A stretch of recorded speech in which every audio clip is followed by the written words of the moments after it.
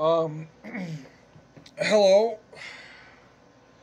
My last video didn't go through as I had hoped, so I figured I would do this again. This is for my student who recently bought himself a sword. If I remember correctly, he said it was made of wood, and he doesn't know how to hold it. He doesn't know how to practice with it. So I'm going to demonstrate.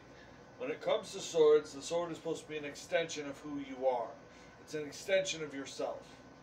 I have two types of blades here, both exceedingly similar. First, we have this one, which I nicknamed my Chaos Fury. Samurai sword, black, made of wood. Okay. This sword alone, you can hold with two hands. It also depends on your style. Normally, it's the dominant hand, which is at the top.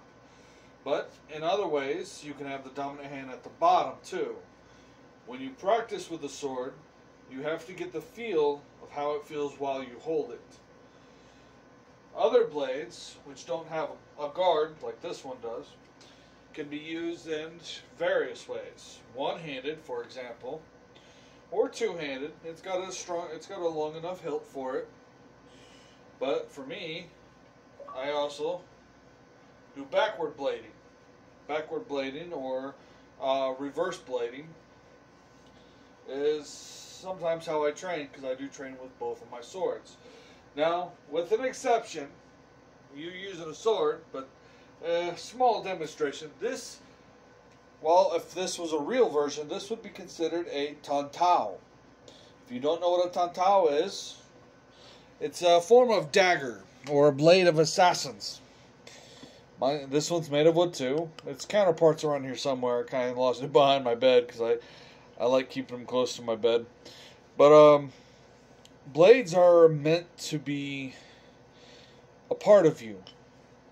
In the old days, when you wielded a sword, the sword chose the owner.